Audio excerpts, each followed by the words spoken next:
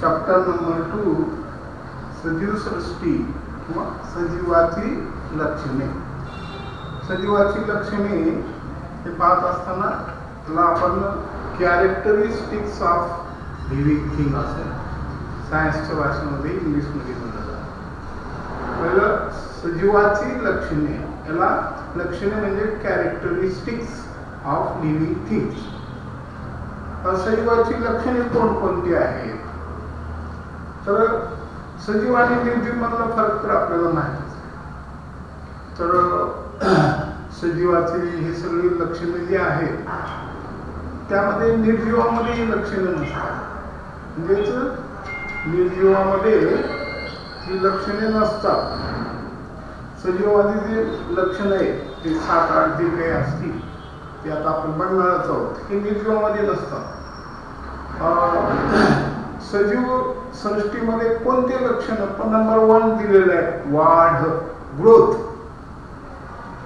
किंवा वाढ पहिलं लक्षण. आता ग्रोथ हे लक्षणामध्ये आपण सांगता येतं आपल्याला की सजीवाचं ग्रोथ होत असतं, निर्जीवाची ग्रोथ होत असते, वाढ होत नसते. त्याच्यामध्ये आपल्याला प्राणी आणि वनस्पती यांच्या अवयवामध्ये किंवा त्यांच्या भागामध्ये, त्यांच्या शरीरामध्ये, उदाहरणार्थ आपण वनस्पतीला शरीर म्हणत नाही, त्याच्या सर्व अवयवामध्ये किंवा भागामध्ये जे काही त्याचे अवयव असतील, मूळ, खोड, पान, फूल, हे जे काही त्यांचे अवयव असतील या सर्व अवयवामधले वाढ. व प्राण्याला मात्र तसं म्हणत नाही, सर्व अवयवामध्ये असं म्हणत नाही आपण. प्राण्याची वाढ ही सर्व शरीरामध्ये होते. वनस्पतीची वाढ आणि प्राण्याची वाढ या दोन्हीमध्ये फरक आहे. वनस्पतीच्या वाढीमध्ये आणि प्राण्यांच्या वाढीमध्ये काय फरक आहे? तर 2 फरक स्पष्ट सांगता येतात आपल्याला. वनस्पतीची वाढ आणि प्राण्याची वाढ. तर वनस्पतीची वाढ नंबर 1, वनस्पतीच्या ठराविक ठिकाणी त्याची वाढ. प्राण्याच्या सर्व शरीरामध्ये वाढ होते. वनस्पतीच्या ठराविक ठिकाणी वाढ होती वनस्पतीची वाढ. आणि प्राण्याची वाढ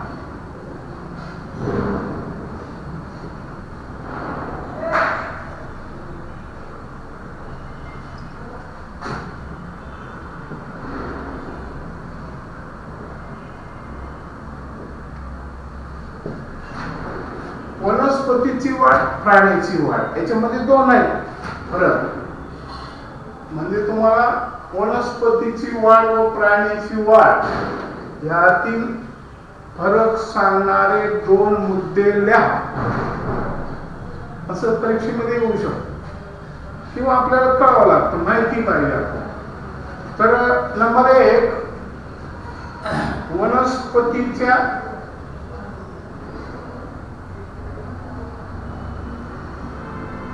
ठराविक ठिकाणी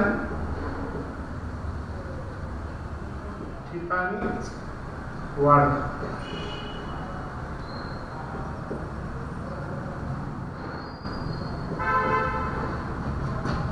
प्राण्याची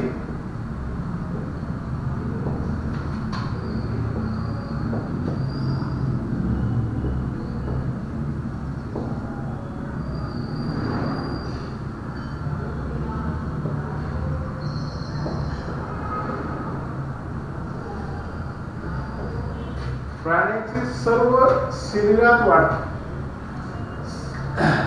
संपूर्ण शरीरामध्ये त्याची वाढ. पण वनस्पतींची वाढ त्याच्या ठराविक ठिकाणी, म्हणजे त्याच्या फांद्याच वाढू लागतात. आता आपल्या शरीरावरती काही हात असतील, पाय असतील, त्यांची वाढ जर होत गेली तर म्हणजे आपल्याला या दरवाज्यातून आतमध्ये सुद्धा येता येणार. तसं ठराविक काळापर्यंतच वाढत. हा दुसरा मुद्दा. आणि यांच्यामध्ये हे वनस्पती जिवंत असेपर्यंत त्यांची वाढ. नंबर 2 फरक. वनस्पती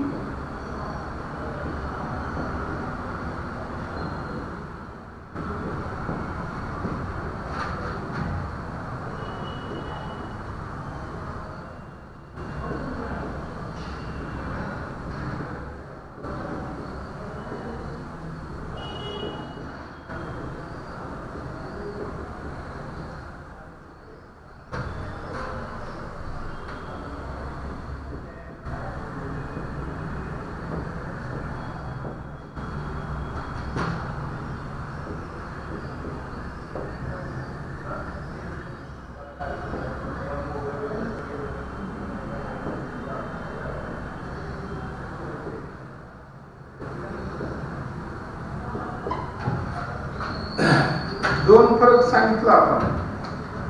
दुसरा, वनस्पती जिवंत असेपर्यंत त्यांची वाढ होते. प्राण्याची वाढ ठराविक काळापर्यंतच होते. एक वनस्पतीच्या ठराविक ठिकाणी वाढ होते, प्राण्याची त्यांच्या सर्व शरीरामध्ये वाढ. हे दोन फरक आपल्याला सांगता येतात. वनस्पतीची वाढ, प्राण्याची वाढ. म्हणजे growth of the living things, plant and animal, या दोन्हीमध्ये कशा प्रकारची वाढ होते हे सांगितलं. म्हणजे वनस्पती जिवंत असेपर्यंत वनस्पतीची वाढ होते, प्राण्याची वाढ मात्र ठराविक काळापर्यंतच होते. आता आपल्या शरीराची वाढ म्हणजे मानवाच्या शरीराची वाढ 18 ते 25 वयापर्यंत मोठे झपाट्याने होते आणि 25 वयानंतर त्याची वाढ होत नाही. झाली तरी हॉरिझॉन्टल ग्रोथ होते, जमीन समांतर त्याची वाढ, हॉरिझॉन्टल ग्रोथ होते. उभी वाढ, व्हर्टिकल ग्रोथ जे म्हणतो आपण, उभी वाढ त्याची होत नाही. म्हणजे जर आपण 100 वयापर्यंत आपण राहिलो आणि ते वाढ जर होत गेली तर 25 वयापर्यंतच आपण दाराला टेकतो आणि त्याच्यानंतर पुढे वाढ जर झाली तर कितीतरी उंच आपल्याला दारा करावं लागेल, कितीतरी उंच आपल्याला घर करावं लागेल. म्हणजे प्राण्याची वाढ किंवा आपल्या शरीराची वाढ ठराविक काळापर्यंतच होते. वनस्पतीची वाढ वनस्पती जिवंत असेपर्यंत होते. प्राण्याची वाढ सर्व अवयवामध्ये, सर्व शरीरामध्ये होते आणि वनस्पतीची वाढ मात्र ठराविक ठिकाणी होते. असे हे दोन फरक, वनस्पतीची वाढ आणि प्राण्याची वाढ याच्यामधलं म्हणजे growth of plant and growth of animal हे सांगितलं तुम्हाला. मग आता दुसरा मुद्दा आहे याच्यामध्ये की वनस्पतीची वाढ ही सूर्यप्रकाशाच्या दिशेनेच होते. म्हणजे वनस्पतीचं जे खोड आहे ते सूर्यप्रकाशाच्या दिशेने झुकतं, म्हणजे त्या दिशेने ते वाढतं. त्याचं उदाहरण तुम्हाला सांगता येतं साधं सोपं. एक रोपट असलेली कुंडी घ्या, त्या कुंडीमध्ये रोप लावलेलं आहे, अशी एक कुंडी घ्या आणि ते खिडकीमध्ये ठेवा. आणि त्या खिडकीमध्ये ठेवल्यानंतर तुम्ही 15 दिवस त्याचं म्हणजे त्याला बघा, पाणी वगैरे टाकून त्याला त्याची वाढ कशी होते हे तुम्ही आजमावा, प्रयोग करा. 15 दिवसानंतर तुमच्या लक्षात असं येईल की आपण पाणी, त्याला खत काय असेल ते दिलं आणि 15 दिवसानंतर आपण त्याला जर बघितलं तर त्या खोडाची वाढ म्हणजे वेलीची वाढ, वेल लावलेली आहे किंवा एखादं खोड, एखादी वनस्पती लावलेली आहे त्या कुंडीमध्ये, मग त्याची वाढ खिडकीच्या बाहेर झुकलेले म्हणजे ते वेल दिसते. म्हणजेच सूर्यप्रकाशाच्या दिशेने वनस्पतीची वाढ. आता दुसरा मुद्दा सांगता येतो आपल्याला, प्राण्याची वाढ किंवा वनस्पतीची वाढ होण्यासाठी कोणत्या घटकाची आवश्यकता असते, म्हणजे अन्नाची आवश्यकता असते. जर वनस्पतीला अन्न नाही दिलं, वनस्पतीला अन्नाचा पुरवठा नाही केला किंवा प्राण्याला अन्नाचा पुरवठा नाही केला तर त्याची वाढ होऊ शकत नाही.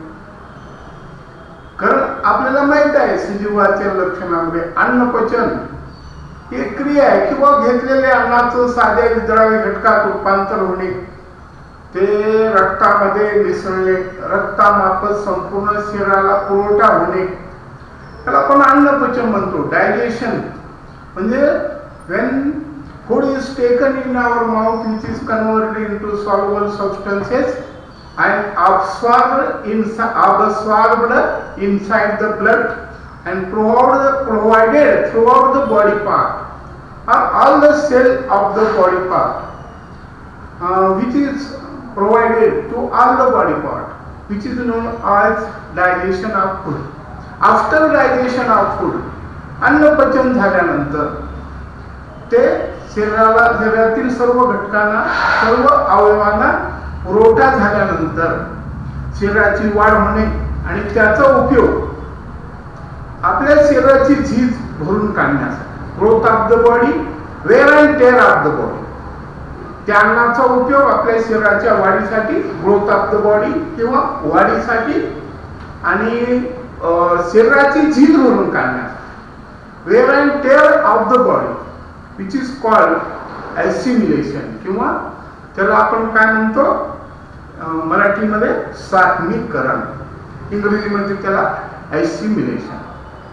म्हणजे हे अन्न आपण घेतो आणि त्याचं पचन करतो, ते पचन झाल्यानंतर त्याचा उपयोग शरीराला ऊर्जा निर्मितीसाठी, शरीराची वाढ होण्यासाठी, शरीराची झीज भरून काढण्यासाठी, कार्य करण्यासाठी त्याचा उपयोग होतो. त्याला आपण सात्मीकरण किंवा ॲसिमिलेशन असं म्हणतो. म्हणजे आपल्याला अन्नाची आवश्यकता आहे किंवा वनस्पतीला देखील अन्नाची आवश्यकता असते. का? आता सांगितलं की अन्न पचन ही जी क्रिया आहे आपल्या शरीरामध्ये, ती क्रिया होण्यासाठी अन्न घ्यावं लागतं आणि अन्नापासून आपल्याला ऊर्जा मिळते. त्या अन्नामुळं, त्याच्यामुळं आपल्याला ऊर्जा मिळते, कार्य करण्यासाठी ऊर्जा मिळते, शरीराची वाढ होते, शरीराची झीज भरून निघते. याला आपण ॲसिमिलेशन असं म्हणतो किंवा याला सात्मीकरण असं म्हणतो. मग ही क्रिया घडून आली तरच आपण जिवंत राहू शकतो. म्हणजेच अन्न घ्यावं लागतं. म्हणजे सजीवाच्या वाढीसाठी अन्नाची आवश्यकता असते. सजीवाच्या वाढीसाठी अन्नाची आवश्यकता असते. The food is responsible for growth of the body. Food is responsible or useful to the growth of the body of living things. कोणतेही लिव्हिंग थिंग्स असेल, कोणतेही सजीव असेल, त्याच्या शरीराची वाढ होण्यासाठी अन्नाची आवश्यकता असते. परंतु हे अन्न सजीवाला म्हणजेच प्राण्याला वनस्पतीपासून मिळतं. इनडायरेक्टली वनस्पतीपासूनच मिळतं. कारण वनस्पतीपासून कसं, जे प्राणी वनस्पतीवरच अवलंबून असतात अन्नावर, त्यांना आपण शाकाहारी प्राणी म्हणतो. म्हणजे गवत वगैरे खातात. ते ससे असतील अथवा हरिण असेल अथवा शेळी असेल, गाय असेल, ते अन्नासाठी वनस्पतीवर अवलंबून असतात. त्यांना शाकाहारी प्राणी असं म्हणतात, हार्बिवोरस ॲनिमल. आणि जे प्राणी अन्नासाठी दुसऱ्या प्राण्यावर अवलंबून असतात त्यांना कार्निवोरस ॲनिमल किंवा मांसाहारी प्राणी असं म्हणतात. आता आपण मात्र दोन्ही मिक्स आहोत, मांसाहारी आहोत, शाकाहारी आहोत. असे भरपूर प्राणी दोन्ही आहेत, शाकाहारी, मांसाहारी. पण केवळ शाकाहारी असलेले प्राणी म्हणजे आता सांगितलं तुम्हाला, ससा असेल, शेळी असेल, गाय असेल, म्हैस असेल, बैल असेल, हे सगळे केवळ शाकाहारी, हे दुसऱ्या प्राण्यावर अवलंबून नाही, तर वनस्पतीवर अवलंबून आहे अन्नासाठी. आणि काही प्राणी दुसऱ्या प्राण्यावर अवलंबून आहेत. उदाहरणार्थ वाघ आहे, सिंह आहे, त्याच्यानंतर कोल्हा आहे किंवा उल्फ, त्याला पण लांगडा, हे सगळे प्राणी अन्नासाठी दुसऱ्या प्राण्यावर अवलंबून आहे. म्हणजे अप्रत्यक्षपणे कोणताही प्राणी अन्नासाठी वनस्पतीवरच अवलंबून आहे. कारण काही प्राणी प्राण्यावर अवलंबून आहेत, पण ज्या प्राण्यावर ते अवलंबून आहे ते प्राणी वनस्पतीवर अवलंबून आहेत. म्हणजे अप्रत्यक्षपणे मांसाहारी प्राणी देखील वनस्पतीवरच अन्नासाठी अवलंबून आहे. हे लक्षात येते का बघा. आता वाघ आहे समजा, सिंह आहे, तर हे दुसऱ्या प्राण्यावर अवलंबून आहेत, पण ज्या प्राण्यावर ते अवलंबून आहेत ते प्राणी वनस्पतीवर अन्नासाठी अवलंबून आहेत. म्हणून शाकाहारी प्राणी, मांसाहारी प्राणी असो, ते अन्नासाठी वनस्पतीवर अवलंबून. कारण वनस्पती हे स्वतःचं अन्न स्वतः तयार करतात. प्राण्यामध्ये तशी काही हे नाही, क्रिया नाही. ते स्वतःचं अन्न स्वतः तयार करत नाही. ते अन्नासाठी वनस्पतीवरच अवलंबून असतात. मग आता वनस्पती अन्न कसं तयार करतात, तुम्हाला पुढच्या वर्षी 7वीला गेल्यानंतर डिटेलमध्ये बघायला मिळेल. तर थोडक्यात दिले तुम्हाला, म्हणजे प्राण्यांना किंवा वनस्पतीला अन्नाची आवश्यकता असते. मग ते अन्न कसं तयार केलं जातं, तर प्रकाश संश्लेषण या क्रियेद्वारे अन्नाची निर्मिती. आता प्रकाश संश्लेषण म्हणजे काय भानगड आहे?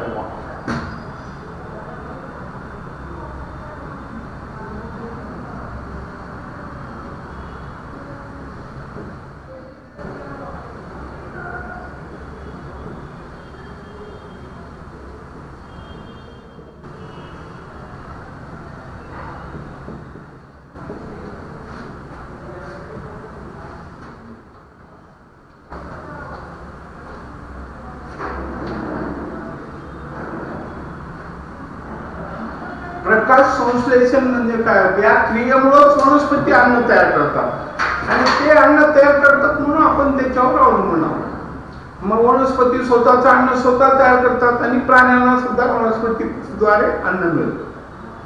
मग आता प्रकाश संश्लेषण ही क्रिया म्हणजे काय, तर त्याला आपण इंग्रजीमध्ये फोटोसिंथेसिस असं म्हणतो. मी थोडक्यात सांगतो की वनस्पतीच्या पानामध्ये पाणी असतं.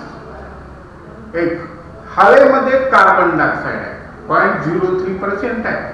कुठे जास्त असेल, कुठे कमी असेल, कारण हवा हे मिसळण आहे. मग आता हे हवेमधलं कार्बन डायऑक्साईड आणि पानामधलं पाणी, त्या पानावर जे स्पोर्स असतात, सूक्ष्म छिद्र असतात, त्याच्या सहाय्याने त्या पानामध्ये शोषलं जातं कार्बन डायऑक्साईड आणि या कार्बन डायऑक्साईडची पाण्यावर क्रिया होते. कधी? त्या पानामध्ये जर हरितद्रव्य असेल व तसेच सूर्यप्रकाश असेल, म्हणजे या दोघांच्या उपस्थितीमध्ये कुणाकुणाच्या हरितद्रव्य आणि पाणी, CO2 प्लस H2 पुढं प्लस O2 प्लस H2, कुणाच्या उपस्थितीमध्ये क्लोरोफिल,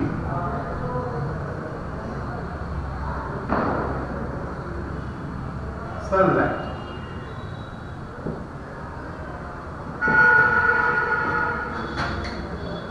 म्हणजे काय होतं बघा, तर कार्बन डायऑक्साईड आणि त्या पानामध्ये असलेलं पाणी, त्या दोघांची क्रिया, सूर्यप्रकाश सनलाइट आणि त्या पानामध्ये क्लोरोफिल जर असेल, सूर्यप्रकाशामध्ये जर ती वनस्पती असेल किंवा त्या पानामध्ये जर हरितद्रव्य असेल, हरितकण असेल, क्लोरोफिल असेल, तर त्या पानामध्ये अन्न तयार होतं. पुढे म्हणतो आपण त्याला ऑक्सिजन वायू मुक्त होतं आणि पाण्याची वाफ हवेमध्ये फेकली जाते.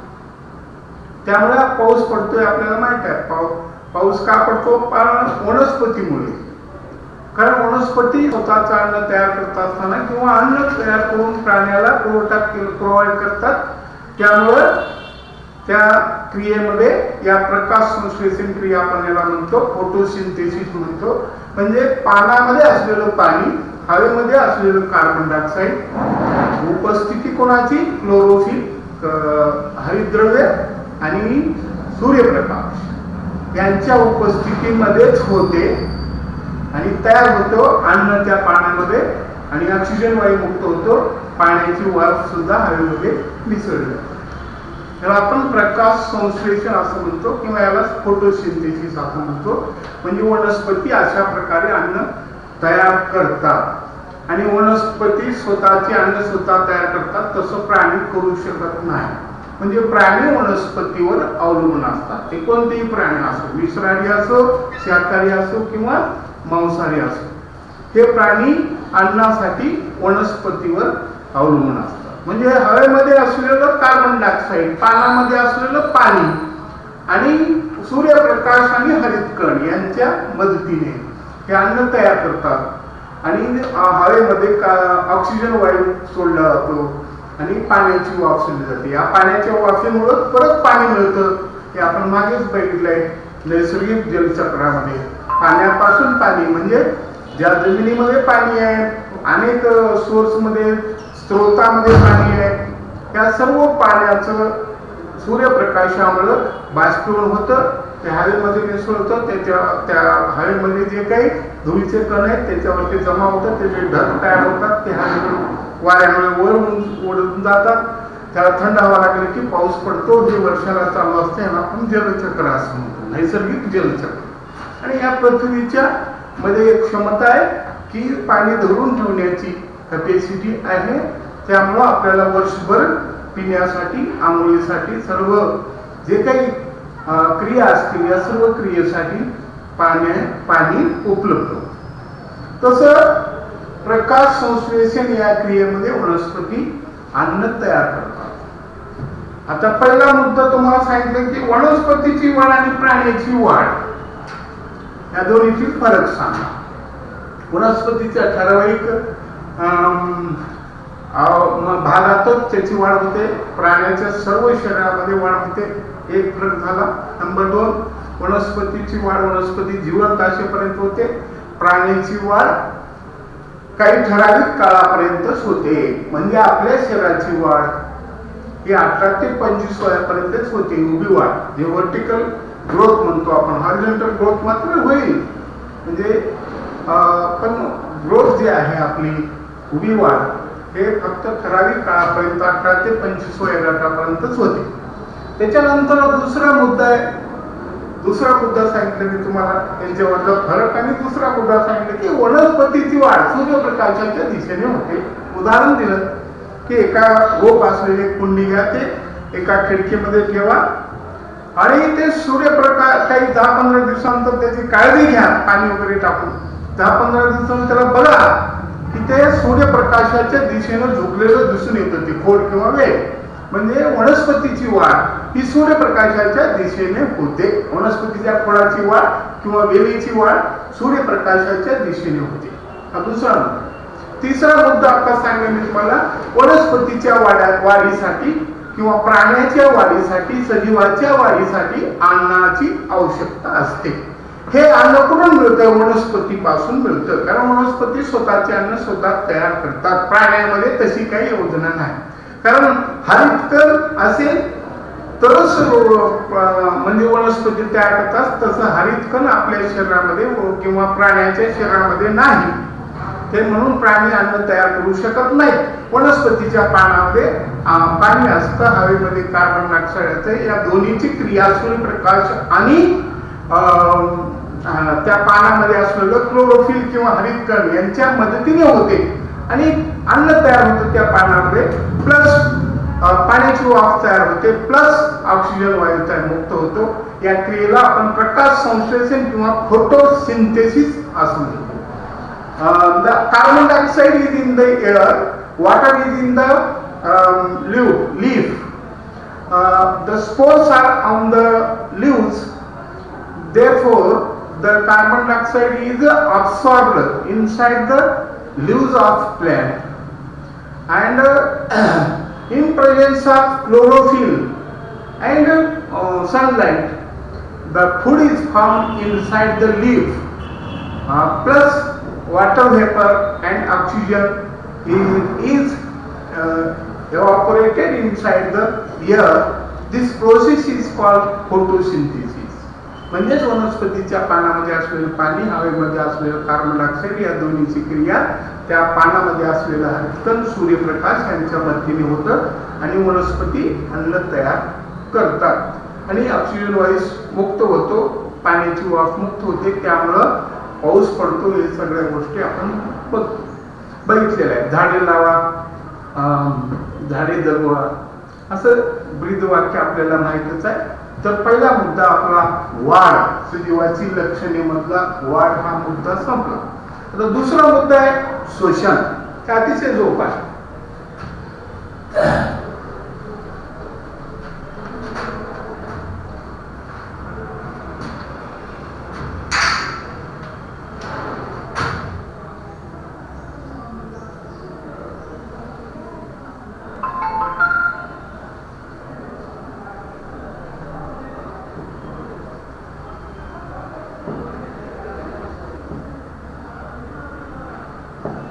शोषण किंवा रिस्पायरेशन ची व्याख्या अशी आहे की हवेमधला ऑक्सिजन नाकाद्वारे शरीरामध्ये घेणे, शरीरात तयार झालेला कार्बन डायऑक्साईड नाकाच्या साहाय्याने हवेमध्ये सोडणे, या क्रियेला शोषण किंवा श्वासोच्छ्वास असं म्हणतात. इंग्रजीमध्ये त्याला रिस्पायरेशन किंवा हेल अँड इनहेल. हेल म्हणजे oxygen is taken from the through the nose inside the body and carbon dioxide is given out through the nose from the body, which is called respiration. Hail and inhale म्हणजे oxygen शरीरामध्ये घेणे, त्याला श्वास, आणि तयार झालेल्या शरीरातला carbon dioxide नाकाच्या साहाय्याने बाहेर सोडणे, त्याला उच्छ्वास. दोन्ही क्रिया एकत्रित मिळून श्वासोच्छ्वास, श्वासोच्छ्वास किंवा शोषण किंवा त्याला इंग्रजीमध्ये रिस्पायरेशन म्हणजे oxygen is taken through the nose inside the body and carbon dioxide is given out from the body through the nose inside the air. Oxygen is taken through the nose inside the body, carbon dioxide is given out through the nose inside the air from the body, which is called respiration. त्याला respiration असं म्हटलं जातं. ही रिस्पायरेशनची क्रिया अतिशय महत्वाची आहे, कारण त्याच्याशिवाय माणूस किंवा प्राणी जगू शकत नाही. तर सतत आपल्याला ऑक्सिजन घ्यावं लागतं. पाणी किंवा अन्न दुसऱ्या सगळ्या घटकापेक्षा हवा, ऑक्सिजन ही शरीरामध्ये घेणे अत्यावश्यक आहे. त्याच्याशिवाय आपण जगू शकत नाही. तशी क्रिया सजीवामध्येच आहे, निर्जीवामध्ये नाही. आणि याच्यासाठी आपल्या शरीरामध्ये काही प्रत्येक प्राण्याच्या शरीरामध्ये अवयव आहे. मग ते गांडूळ असेल, कोणताही प्राणी घ्या, झुरळ असेल, गाय असेल, बैल असेल, आपण कोणीही काही आपल्या नाकाच्या साहाय्याने आपण शरीरामध्ये ऑक्सिजन घेतो आणि कार्बन डायऑक्साईड बाहेर सोडतो. पण काही प्राण्यांना देखील ठराविक अवयव नाही, म्हणजे एक पेशी प्राणी असतील, अन्य काही प्राणी अमिबा, पॅरामेसियम, युलिना, क्लोरेला इत्यादी हे जे काही प्राणी असतील है ना, एक पेशी प्राणी असतील जे की आपल्या डोळ्याला दिसत नाहीत. काही जीवाणू असतील, काही विषाणू असतील, काही रोगजंतू असतील.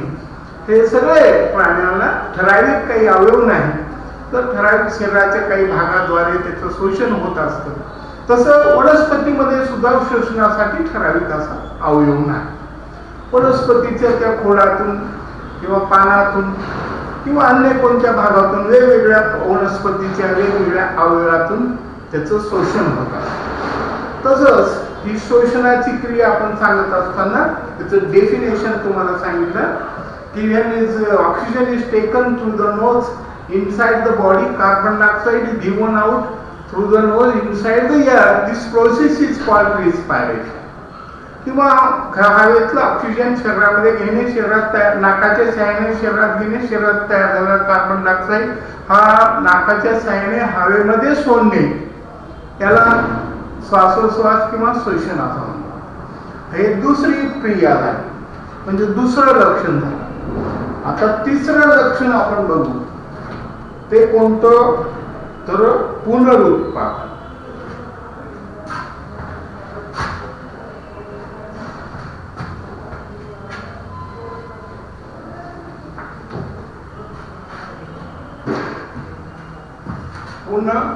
पुनरुत्पादन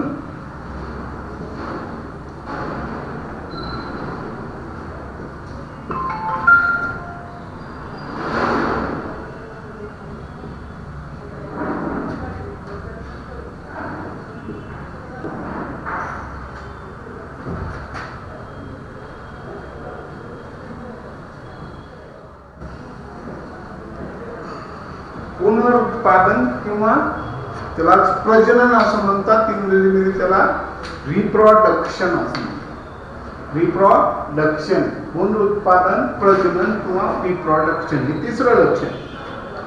आता पुनरुत्पादन म्हणजे काय किंवा प्रजनन म्हणजे काय किंवा रिप्रोडक्शन म्हणजे काय? The living thing produces another living thing like itself, this means reproduction. Living thing produces another living thing like itself. This process is called reproduction. Living thing produces another living thing like itself. This process is called reproduction. किंवा मराठीमध्ये आपण म्हणू सजीव आपल्यासारख्या जीवाला जन्म देतात, यालाच पुनरुत्पादन किंवा प्रजनन असं म्हणतात. या प्रजनन किंवा पुनरुत्पादन ही क्रिया अतिशय महत्वाची आहे, कारण त्याच्याशिवाय सजीव सृष्टीचं अस्तित्वात राहू शकत नाही. म्हणजे प्रजनन या क्रियेमुळं जाती सातत्य, सजीवाचं जाती सातत्य टिकून राहतं. या पुनरुत्पादन क्रियेमुळंच सजीवाचं जाती सातत्य टिकून राहतं. कारण आज असलेला मानव किंवा आज असलेलं घोडा, बैल, ऊंट हे जर प्रजनन नाही केले तर दुसरी पिढी तयार होणार, म्हणजे दुसरा त्याच्यापासून उंट तयार होणार नाही. कारण ही रिप्रोडक्शन क्रिया महत्वाची आहे, त्याच्याशिवाय जाती सातत्यच टिकून राहत नाही. म्हणजे because of reproduction the generation can be constant, generation स्थिर राहू शकतो, म्हणजे जाती सातत्य टिकून राहू शकतो. म्हणजेच या प्रजनन या क्रियेमुळं आपलं जाती सातत्य टिकून राहतं, म्हणजे एका पिढीतून दुसऱ्या पिढीमध्ये ही जात असते. आता रिप्रोडक्शन हे दोन प्रकारे प्राण्याच्या रिप्रोडक्शन मध्ये, पुनरुत्पादनामध्ये. वनस्पतीचे पुनरुत्पादन सांगत असताना वनस्पतीच्या पानापासूनही प्रजनन होतं, खोडापासूनही प्रजनन होतं, फुलापासूनही होतं, मुळापासूनही होतं. म्हणजे प्राण्याच्या कोणत्याही अवयवापासून वेगवेगळ्या प्राण्याची वेगवेगळे सांगता येतं, किंवा त्या वनस्पतीच्या बीपासूनही त्याची पुनरुत्पादन होतं. म्हणजे वनस्पतीच्या कोणत्याही अवयवापासून त्याचं पुनरुत्पादन होत असतं. पण प्राण्यामध्ये मात्र तसं नाही, काही ठराविक अवयवापासूनच त्याचं पुनरुत्पादन होत असतं. आता प्राण्याच्या पुनरुत्पादनामध्ये किंवा प्रजननामध्ये दोन भाग पडतात. एक अंडज प्राणी, प्राण्याचे दोन भाग, एक अंडज प्राणी, दुसरं जरायुज प्राणी.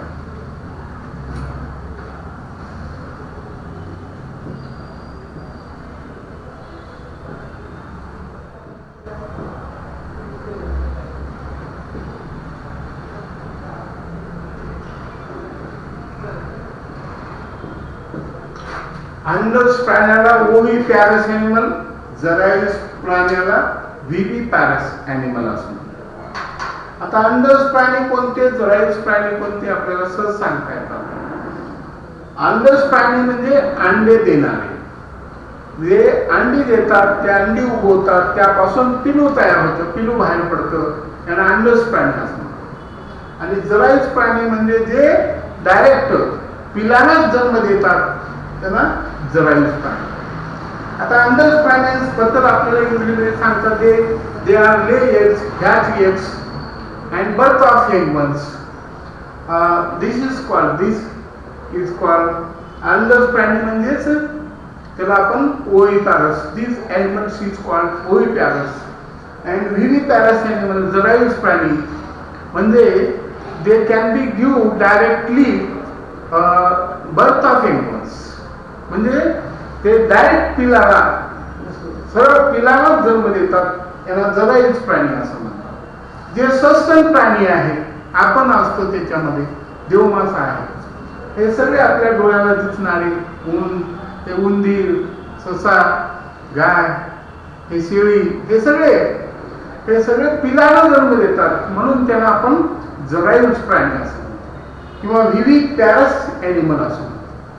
ते अंडस प्राणी म्हणजे ते अंडे घालतात, ते अंडी उगवतात, त्यातून ते अंडी फोडतात टोचीनं, त्यातून पिलू बाहेर पडतं, त्याला अंडस प्राणी असं. आणि त्याला आपण इंग्रजीमध्ये ओवी पॅरस ॲनिमल सायन्सच्या भाषेत, आणि जरायुज प्राण्याला विविध पॅरस ॲनिमल असं म्हणतो. दे अंडस प्राणी, they lay eggs, hatch eggs, birth of animals, these are called oviparous animal. आणि जरायुज प्राणी म्हणजे birth of young ones directly, they can be directly birth of young ones, these are called zarayus, these are called viviparous animal किंवा त्यांना जरायुज प्राणी असं आपण म्हणतो. म्हणजे जरायुज प्राण्याचं आपल्याला उदाहरण आपल्याला माहित आहे, आणि अंडस प्राण्याचं देखील माहित आहे. कोंबडी सहज आपल्याला सांगता येतं, त्याच्या अंड्यातून ते अंडे उगीतात कोंबडी, त्यातून पिलू टोचीनं फोडतात, त्याच्यातून पिलू बाहेर पडतात, त्यांना अंडस प्राणी असं आपण म्हणतो. आणि जरायुज प्राणी म्हणजे ते पिलांना जन्म देतात. उदाहरणार्थ सस्तन प्राणी, सर्व सस्तन प्राणी हे मॅमेलियन ॲनिमल्स म्हणतो आपण सस्तन प्राण्याला, मॅमेलियन ॲनिमल्स, त्याला जरायुज प्राणी असं आपण म्हणतो. त्याच्यानंतर दुसरा मुद्दा की रिप्रोडक्शन बद्दल एवढीच माहिती आपल्याला सांगता येतं. शोषण झालं. चौथं म्हणजे चेतना क्षमता.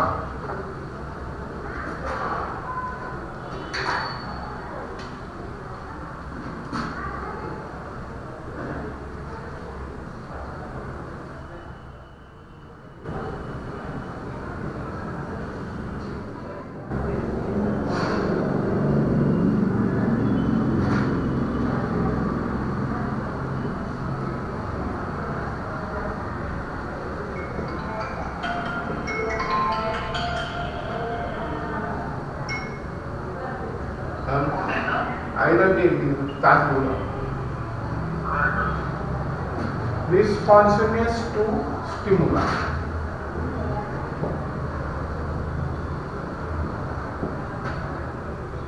Responsiveness to stimuli किंवा चेतना क्षमता, हे एक चौथं लक्षण आहे. पहिलं सांगितलं वाढ, त्याच्यानंतर दुसरं सांगितलं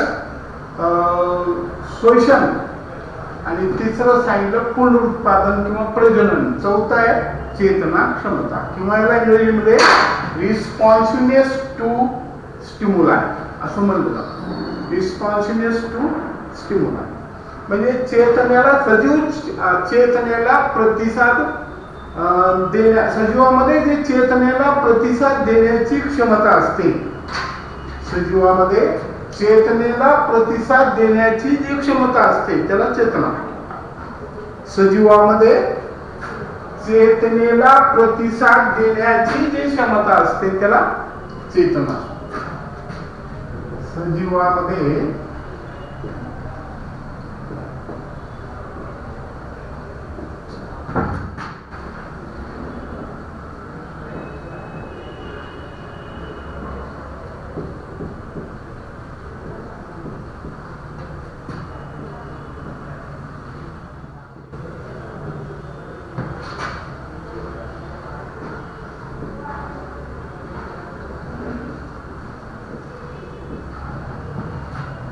सजीवामध्ये चेतनेला प्रतिसाद देण्याची जी क्षमता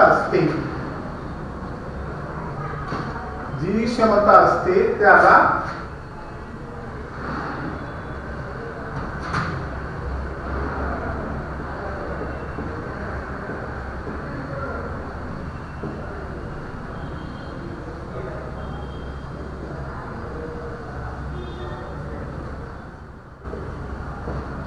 सजीवामध्ये चेतनेला प्रतिसाद देण्याची जी क्षमता असते त्याला चेतना क्षमता असते.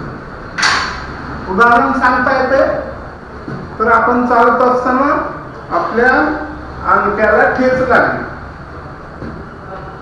ही एक घटना घडली, तर आपण अरे अगं ऐक किंवा अरे बापरे किंवा एखादा साप दिसला आपल्याला चालत असताना तर अरे बापरे म्हणतो आपण. म्हणजे साप दिसणे ही एक घटना झाली आणि त्याला आपण प्रतिसाद दिलो म्हणजे अरे बापरे म्हणलो किंवा अगं ऐक म्हणलो किंवा आपल्या पोटामध्ये काटा टोचला तर आपण अगं ऐक म्हणतो किंवा अरे बापरे म्हणतो. म्हणजे हे काटा टोचणे ही एक घटना झाली आणि त्याला आपण प्रतिसाद दिलो किंवा चेतना झाली आणि त्याला ते प्रतिसाद दिलो म्हणजे अरे बापरे असं हे जे काही म्हणलं त्याला आपण प्रतिसाद दिले असं म्हणजे चेतनेला प्रतिसाद दिले.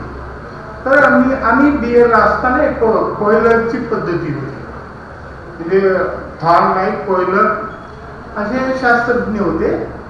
आता त्या कोयलरचे थॉर्नडाईकचं प्रयत्न प्रमाण पद्धती ट्रायल अँड एरर मेथड आपण त्याला म्हणतो चुका आणि शिका जो पडेल तो चढेल अशी एक पद्धती. दुसरं मर्मदुलक पद्धती आणि कोयलरची पद्धती. त्या कोयलर शास्त्राने काय केलं होतं की एक पुतळा बांधला होता एका जाळीमध्ये त्याच्या समोर एक वाटी ठेवलेली होती आणि घंटी वाजल्यानंतर त्या वाटीमध्ये तो अन्न नेऊन ठेवत आणि तो पुतळा खात असा.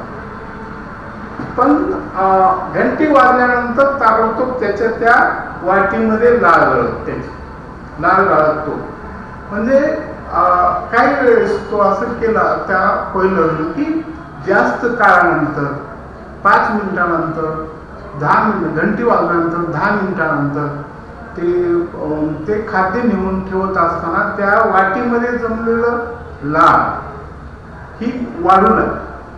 म्हणजे त्या चेतनेला तो प्रतिसाद कसा देतो हे दाखवलेलं आहे. चेतनेला प्रतिसाद देणे म्हणजेच चेतना क्षमता. उदाहरणार्थ एखाद्या गायीच्या गोठ्यामध्ये किंवा म्हशीच्या गोठ्यामध्ये आपण गेलो तर ती म्हैस ताबडतोब उभा टाकते किंवा उभा टाकलेली असेल किंवा गाय उभा टाकलेली असेल तर तिकडे तिकडे पाहते, कान टवकारून इकडे तिकडे पाहणे किंवा पाय वाजवणे किंवा तोंड इकडे तिकडे हलवणे.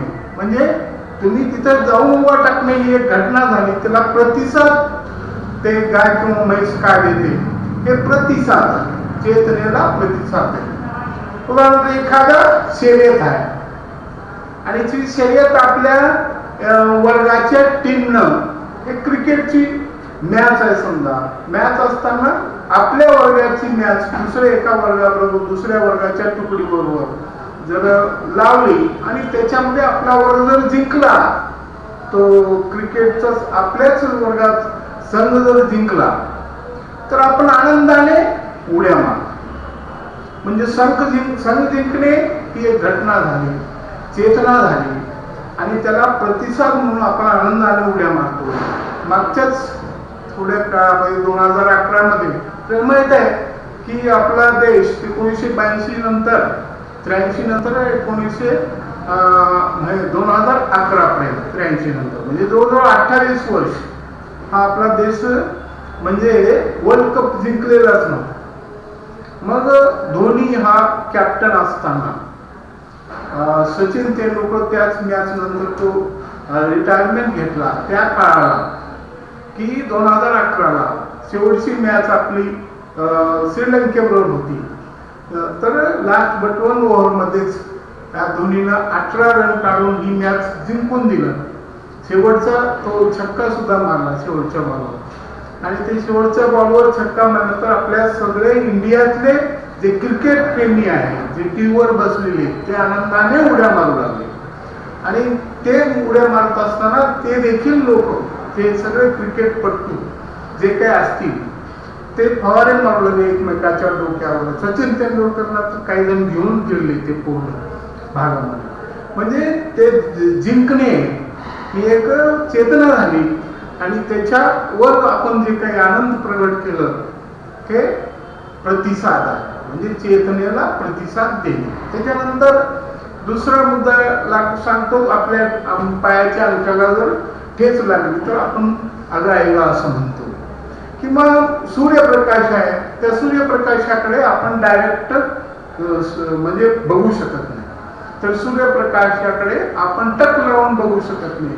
सूर्यप्रकाशाकडे बघत असताना आपले डोळेचे पापण्या खालीवर होतात.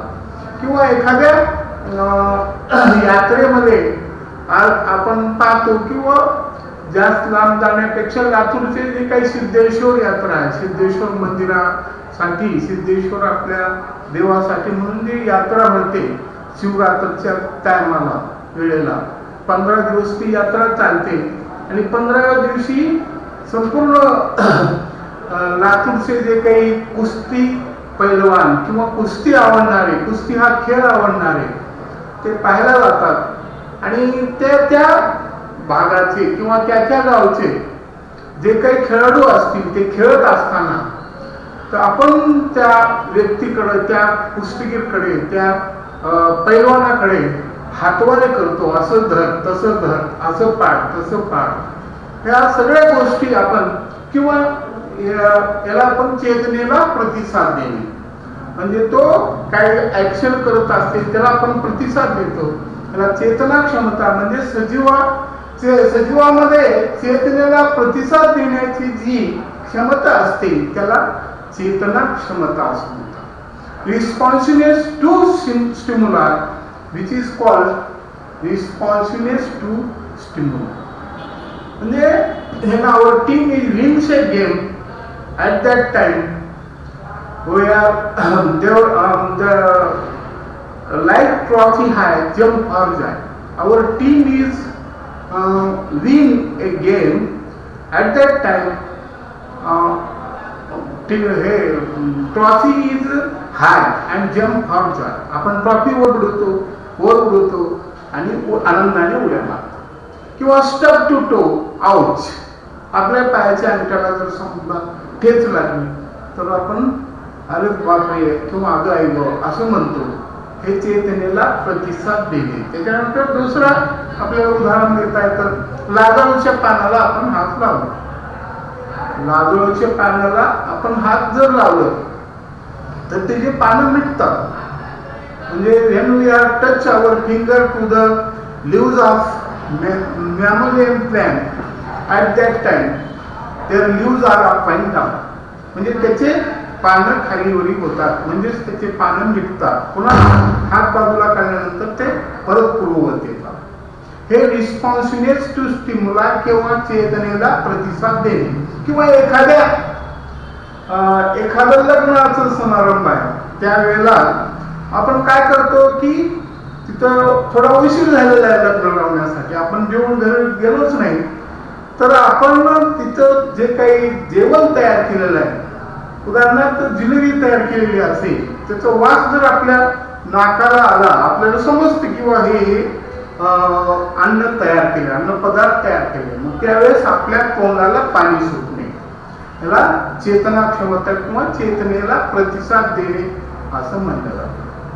म्हणजेच चेतना क्षमतेचे आपण उदाहरण सांगितलं.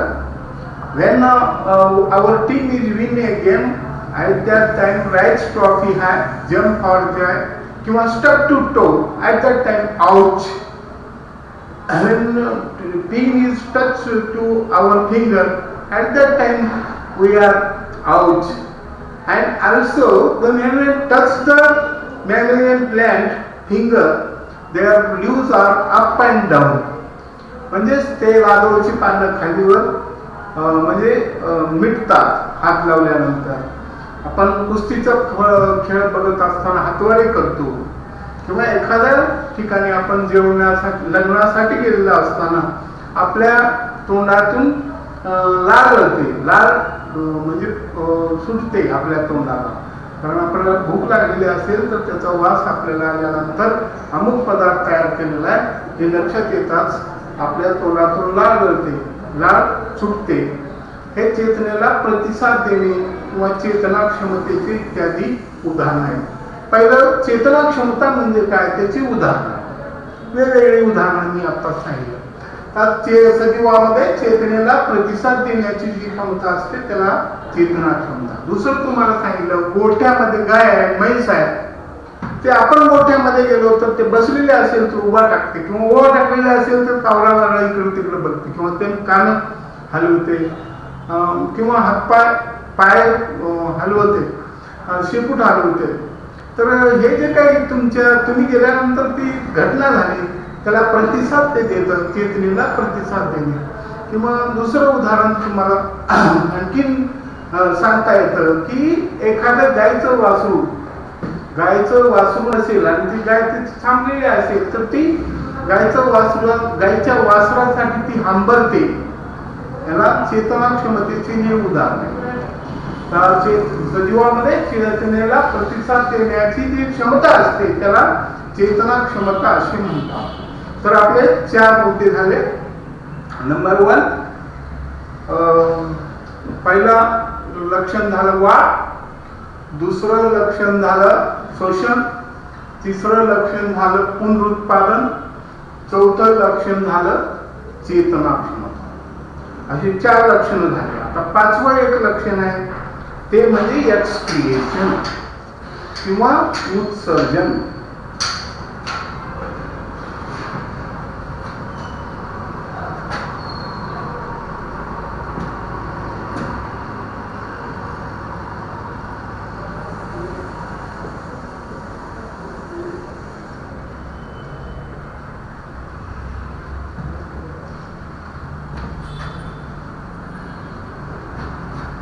उत्सर्जन किंवा एक्सक्रिएशन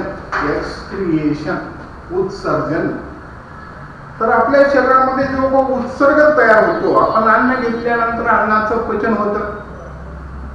ते पचन कशा प्रकारे होतं ते मागे आपण 5वीलाच बघितलंय. अन्नाचं पचन कसं होतं, digestion of food, and food is taken in our mouth, which is converted into soluble substances and absorbed inside the blood, provided throughout the body part, and when insoluble substances, undigested portion of food is expelled through the anus in the form of feces. म्हणजे आपल्या शरीरामध्ये तयार झालेलं अन्न, घेतलेलं अन्न त्याचं साध्या विरघळाव्या घटकात रूपांतर होणे, हे लहान आतड्यामध्ये होतं. त्यामध्ये ते लहान आतड्याच्या भिंतिकेमध्ये ते शोषलं जातं आणि टाकाऊ पदार्थ शरीराच्या ठराविक अवयवाद्वारे शरीराच्या बाहेर टाकलं जातं. त्याला आपण एक्सक्रिएशन म्हणजे शरीरातील टाकाऊ पदार्थ उत्सर्ग शरीराच्या ठराविक अवयवाद्वारे शरीराबाहेर टाकण्याच्या क्रियेला शरीरातील तयार झालेलं उत्सर्ग किंवा टाकाऊ पदार्थ शरीराच्या ठराविक अवयवाद्वारे शरीराबाहेर टाकण्याच्या क्रियेला उत्सर्जन आपण. प्राण्यामध्ये किंवा आपल्याला जे काही डोळ्याला दिसतात ते असे हे प्राणी यांच्या ठराविक अवयव असतात. त्या ठराविक अवयवाच्या सहाय्याने ते शरीरातील उत्सर्ग टाकाऊ पदार्थ हे बाहेर फेकलं जातं. Passes the excess of food through the body,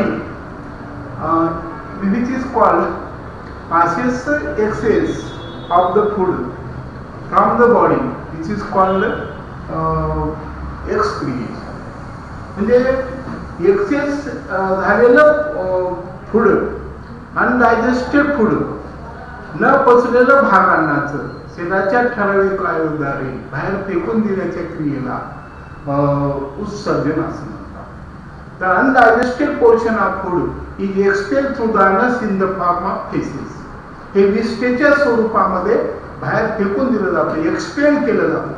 Undigested portion of food is expelled through the anus in the form of feces, which is called excretion.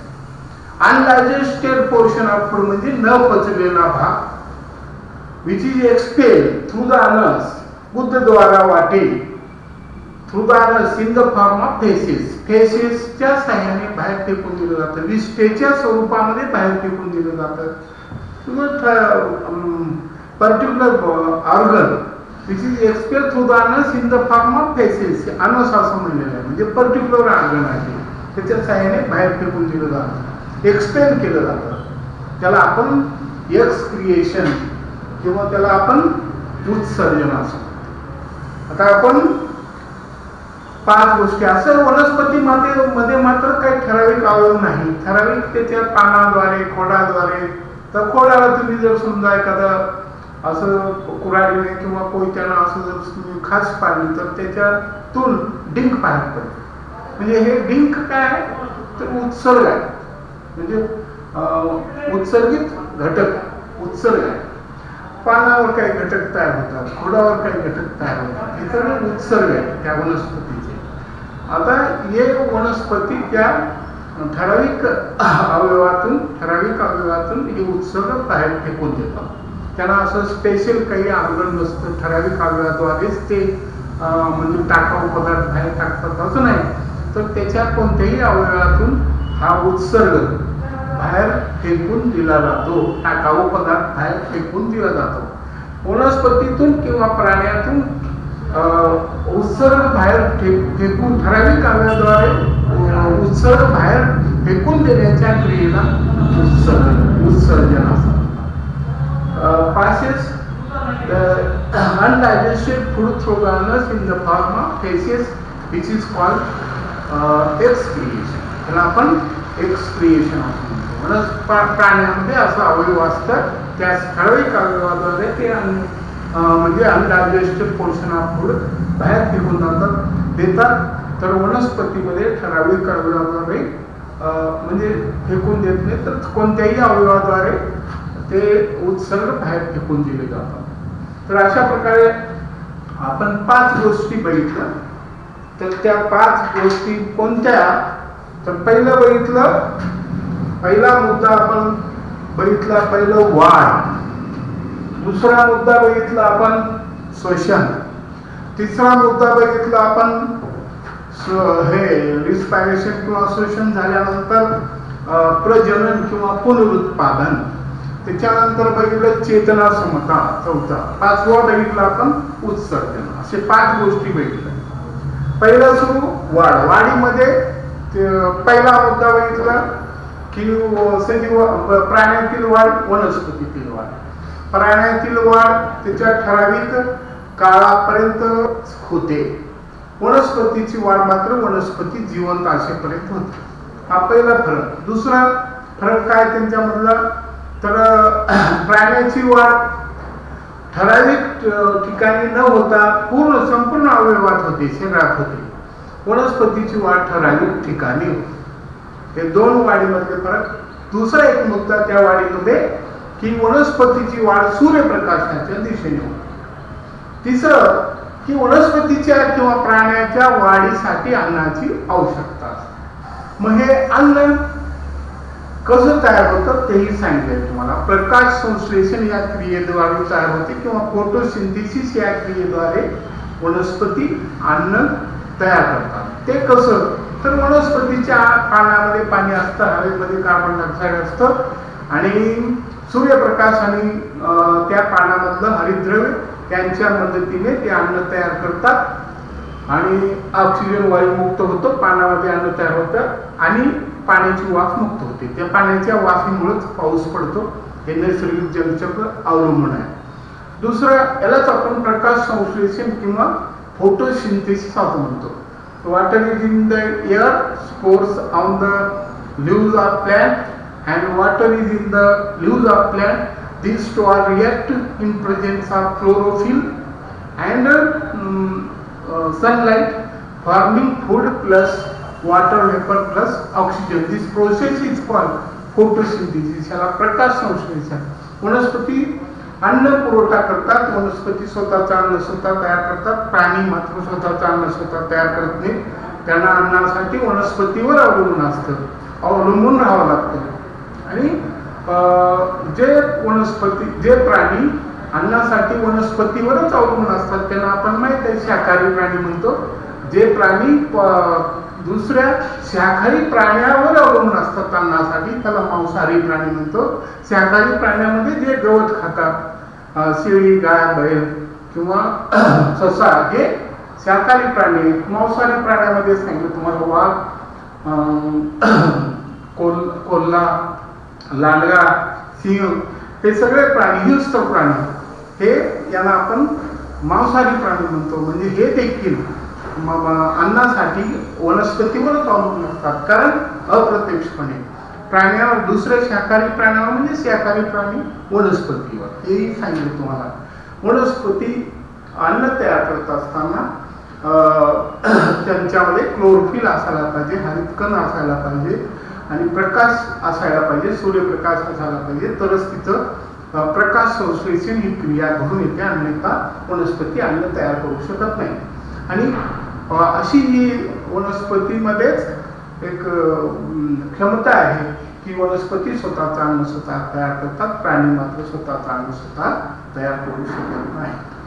दुसरा मुद्दा सांगितलं की वाढीमध्ये एवढं भाग भेटलो.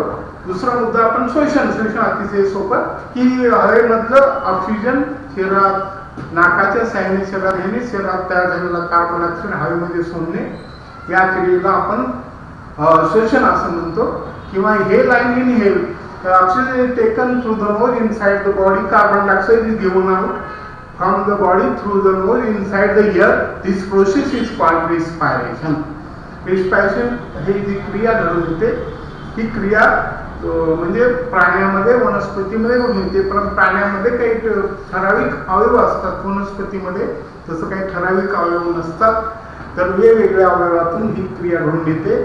तसंच प्राण्यामध्ये देखील काही प्राण्यामध्ये काही ठराविक अवयवाद्वारेच हे शोषण केलं जातं, पण काही प्राण्यामध्ये कोणत्याही भागातून शोषण केलं जातं, म्हणजे एक पेशी प्राण्यामध्ये स्वतंत्र असा अवयव नसतं शोषणासाठी. तिसरा मुद्दा बघितला आपण की प्रजनन. प्रजननामध्ये तुम्हाला सांगितलं की living thing produces another living thing like itself. सजीव आपल्यासारख्या जीवांना जन्म देतात, त्याला प्रजनन किंवा पुनरुत्पादन असं म्हणलं जातं. पुनरुत्पादनामध्ये आपण सांगितलं की अंडज प्राणी आणि जरायुज प्राणी. अंडज प्राणी कुणाला म्हणायचं, जे अंडी देतात, अंडीला उगवतात, ते फोडतात, त्याला पिल्लू बाहेर पडतं, त्याला अंडज प्राणी किंवा ओव्ही पॅरस ॲनिमल.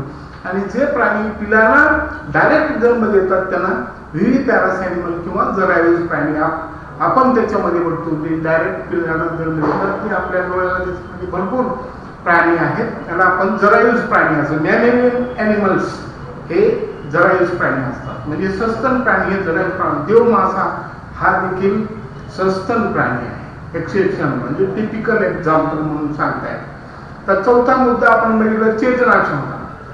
चेतना सजीवामध्ये चेतनेला प्रतिसाद देण्याची जी एक क्षमता असते त्याला चेतना क्षमता असं म्हणतात. त्याचं उदाहरण भरपूर सांगितलं तुम्हाला की when our team win a game like trophy high jump for joy. आपण आनंदाने उड्या मारतो एखाद्या शर्यतीमध्ये, किंवा एखाद्या आपली टीम एखादी शर्यत जिंकली तर आपण आनंदाने उड्या मारतो. दुसरा मुद्दा आपण बघितलं की एखाद्या हातवारे करतो आपला पैलवान जर पाडत असेल दुसऱ्याला, किंवा एखादा सूर्याकडे पाहत असताना आपण आपले डोळे पापण्या उघडझाप करतो, डायरेक्ट बघत नाही. किंवा दुसरा मुद्दा बघितला आपण एखाद्या कार्यक्रमामध्ये आपल्याला भूक लागलेली असेल तर तिचा अन्नाचा वास येतो अन्नपदार्थाचा, त्यावेळेस आपल्या तोंडातून लाळ सुटते, हे चेतनेला प्रतिसाद. किंवा एखादा व्यक्ती एखाद्या गोठ्यामध्ये गायच्या किंवा म्हशीच्या गोठ्यात गेल्यानंतर ते ताबडतोब उभा टाकतात, किंवा उभा टाकलेले असतील तर इकडं तिकडं बघतात कान ठोक घालून, किंवा हातपायाची किंवा शेपटाची हालचाल करतात. आपण उभा टाकणे ही चेतना झाली, त्याला प्रतिसाद ते काय देतं ते प्रतिसाद झाला, चेतनेला प्रतिसाद दे. दुसरं कोयलरचं उदाहरण तुम्हाला सांगितलं, चेतनेला प्रतिसाद देणे हे उदाहरण. त्याच्यानंतर दुसरा मुद्दा आपण बघितला चेतना क्षमता झाल्यानंतर एक्सक्रिएशन किंवा उत्सर्जन. सजीवामध्ये अन्न पचन झाल्यानंतर जे काही अपचन झालेलं अन्न आहे ते सजीवाच्या शरीराचे अयन्स म्हणजे प्राण्याच्या ठराविक अवयवाद्वारे शरीराबाहेर फेकून दिलं जातं, त्याला एक्सक्रिएशन किंवा उत्सर्जन. उत्सर्ग बाहेर फेकून देण्याच्या क्रियेला किंवा ठराविक अवयवाद्वारे बाहेर फेकून देण्याच्या क्रियेला उत्सर्जन असं म्हटलं जातं. तर अशा प्रकारे आपण 5 लक्षणं बघितलं. पहिलं वाढ, नंबर 2 श्वसन, नंबर 3 चेतना क्षमता, हे नंबर 3 हे पुनरुत्पादन किंवा प्रजनन रिप्रोडक्शन त्याला म्हणतो आपण. नंबर 4 चेतना क्षमता किंवा रिस्पॉन्सिव्हनेस टू स्टिम्युलाई आणि त्याचे उदाहरण बघितलं. नंबर 5 एक्सक्रिएशन किंवा उत्सर्जन. बाकीचे 2-3 लक्षणं पुन्हा पुढच्या धड्याला बघू आणि याच्याबद्दल एक आपण हे गृहपाठ देऊ. तर याच्यामध्ये काही लक्षात नाही आलं तर तुम्ही वाचा. मी ते डिटेलमध्ये हे पूर्ण 5ही भाग बघितलेले मी सांगितले माझ्या परीनं प्रयत्न केले दोन्ही नमुन्यामध्ये. आपल्या इंग्लिशमधूनही ते सांगितलेले आहे, सेमीचंही आणि मराठीचंही तुम्हाला सहज करता येतं. Growth, respiration, responsible to stimuli, reproduction, excretion म्हणजे काय आणि त्यांची उदाहरणं आणि त्या प्राण्याची वाढ वनस्पतीची वाढ याच्यातलं फरक, प्राण्यांना अन्नाची आवश्यकता असते, त्या अन्न तयार कसं तयार करतात, प्रकाश संश्लेषण क्रिया. दुसरं ते श्वसन श्लेषणामध्ये ऑक्सिजन शरीरात घेणे, शरीराबाहेर टाकून देणे, शरीराच्या ठराविक काळाद्वारे त्याला श्वसन असं म्हणलं जातं. नंबर 3 आपलं पुनरुत्पादन किंवा प्रजनन. सजीव आपल्यासारख्या जीवाला जन्म देतात. ही क्रिया चालू आहे म्हणून, प्रजनन चालू आहे म्हणून जाती सातत्य टिकून आहे हेही सांगितलं तुम्हाला. नंबर 4 चेतना क्षमता याबद्दलही सांगितलं. 2, 5, 7, 8 उदाहरणही दिलं आणि त्याची व्याख्याही दिलं. 5वा मुद्दा एक्सक्रिएशन. शरीरामध्ये जे काही तयार झालेलं अन्न पचनानंतर अपचन झालेलं अन्न उत्सर्ग म्हणतो आपण त्याला, किंवा आपल्या शरीरामध्ये तयार झालेली विष्ठा शरीराच्या ठराविक आकाराद्वारे शरीराबाहेर फेकून देण्याच्या क्रियेला उत्सर्जन असं म्हणलं जातं, एक्सक्रिएशन. असे 5 लक्षणं आपण बघितले. आणखीन 3 लक्षणं आहेत, ती पुन्हा बघू आणि त्याच्याबद्दल तुम्हाला गृहपाठ देऊ.